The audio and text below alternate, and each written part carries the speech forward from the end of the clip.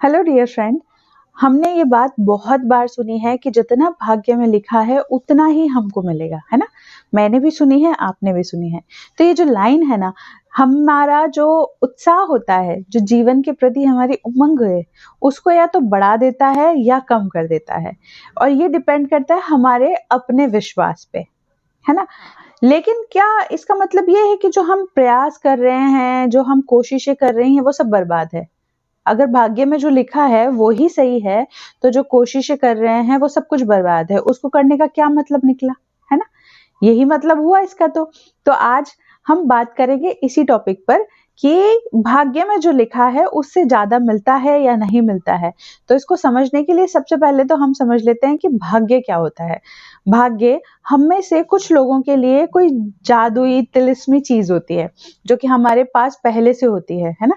हम लोगों का विश्वास होता है कि हम में से कुछ लोगों के पास ये ज्यादा है, कुछ लोगों के पास ये कम है, और जिसके पास जितना है उसको उसी हिसाब से मिलेगा। कई बार ये होता है कि ये पिछले पूर्व जन्मों के जो कर्म होते हैं, प्रारब्ध होते हैं, उसके हिसाब से भाग्य होता है। या कई बार लोग ये बात करते हैं कि नहीं जी, सारी मेहनत करने से ही भाग्य बनता है। तो ये जो टॉपिक है ये दो लोगों में बटा हुआ है और ये एक बहुत ही वाद विवाद का विषय है। तो हमारा जो कंसर्न है आज के वीडियो से रिलेटेड वो ये है कि जितना भाग्य में लिखा है वो मिलता है या नहीं मिलता, है ना। तो इसको समझने के लिए मैं आपको समझाती हूँ कि सपोज कीजिए कि आपका विश्वास है कि आपके भाग्य में जो लिखा है वो ही आपको मिलता है। तो पहले तो आप ये बताइए कि ये आपने या तो डिसाइड कर रखा है कि आपके भाग्य में इतना ही लिखा है और आपको इतना ही मिलेगा, है ना। या फिर आपने डिसाइड कर रखा है कि आपके भाग्य में बहुत सारा लिखा है और बहुत सारा आपको मिलेगा। तो ये डिसाइड हुआ आपके अपने कॉन्सेप्ट पर, आपके अपने बिलीफ पर, है ना। जब हम किसी चीज को मैनिफेस्ट करना चाहते हैं, कुछ चीज हमारी लाइफ में मैनिफेस्ट नहीं हो रही होती है, हम कोशिशों पे कोशिशें कर रहे होते हैं, तब हम हमारे भाग्य को कोसते हैं। तो वहां हमारे अंदर झांक कर जब हम देखेंगे ना, तो एक बिलीफ निकलेगा कि हमारा भाग्य खराब है। इतना सा हमारा भाग्य, इस इतने से भाग्य में हमारे पास क्या है? कुछ भी नहीं है ना। यही हमारा विश्वास होता है। और कई बार जिन लोगों की विशेष बहुत जल्दी जल्दी मैनिफेस्ट होती है, उनके हर एक रिचुअल्स काम कर जाते हैं, उनकी हर एक चीज काम कर जाती है, तो उनका अंदर सबकॉन्शियस माइंड में कहीं ना कहीं ये बिलीफ होता है कि उनके भाग्य में बहुत अच्छा लिखा है ना। जो खुद को बार बार ये कहते रहते हैं कि मैं भाग्यशाली हूँ, मैं लकी हूँ, है ना। तो उनका जो भाग्य है ना, भाग्य पे जो बिलीफ होता है उनका बड़ा स्ट्रांग हो जाता है। इसको हम ना एक एग्जाम्पल से समझते हैं। सपोज कीजिए कि आप लोग किसी एग्जाम की प्रिपरेशन कर रहे हैं, लेकिन आपका अंदर से बिलीव है कि आपका भाग्य अच्छा नहीं है, आप हर बार मेहनत करते हैं और हर बार असफल हो जाते हैं, है ना। हर बार मेहनत की आपने, हर बार आप फेल हो गए, आपने फिर कोशिश की, फिर फेल हो गए। तो आपने क्या है कि अपना एक कॉन्सेप्ट बना लिया, है ना, कि मैं मेहनत करता हूं लेकिन मेरा भाग्य खराब है तो मैं सफल नहीं होता।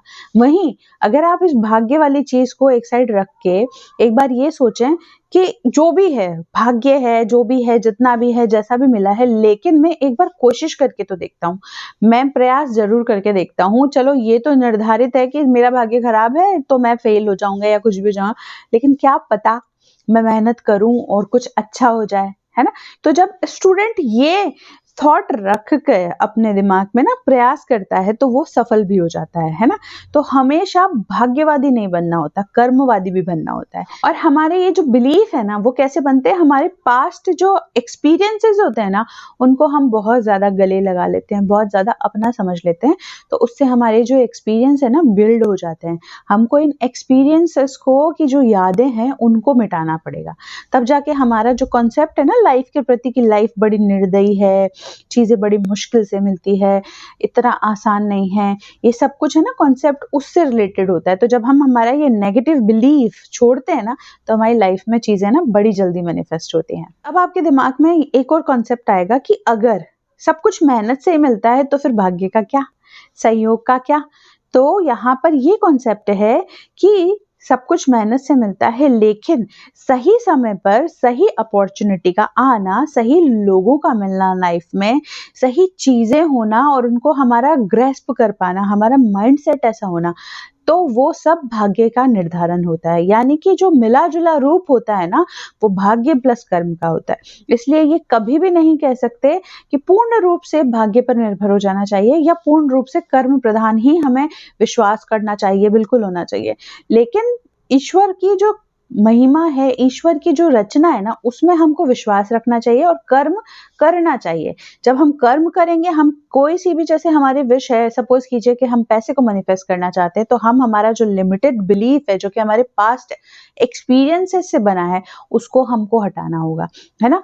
हमारा जैसे कोई सक्सेस नहीं मिल रही है हमको काफी टाइम से, तो हमारे कहीं ना कहीं सबकॉन्शियस माइंड में, हमारे इनर चाइल्ड में ये बैठा हुआ है कि हमको सक्सेस नहीं मिलती, पहले भी नहीं मिली थी, हमने इतने प्रयास किए, हमको नहीं मिली। इसीलिए कई बार आप जब 50 लोगों के पास जाते हैं तो भी आपको जो काम है आपका होता नहीं है। तो वो इसलिए नहीं होता क्योंकि आपने अपनी प्रोग्रामिंग ऐसी की होती है ना।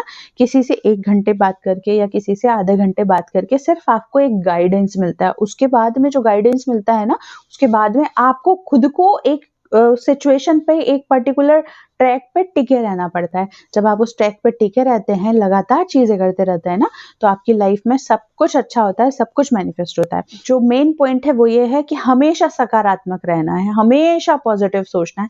चाहे जो सिचुएशन हो, जिस सिचुएशन में जो भी हो आप, मतलब कोई बुरे से बुरा हो रहा है ना, तो भी उसमें पॉजिटिव सोचने की आदत निकालनी है। जब हम पॉजिटिव सोचने की आदत निकालेंगे ना, तो हमारे आसपास की चीजें ना वैसी होती जाएगी, है ना। तो जैसी होती जाएगी, हमको अगर मान लीजिए हम नेगेटिव नेगेटिव सोचेंगे तो हमारी लाइफ में नेगेटिव चीजें आती जाएगी, हमको इम्पैक्ट करेगी, हमारी पीस ऑफ माइंड, हमारी खुशियां, सब कुछ बर्बाद करेगी।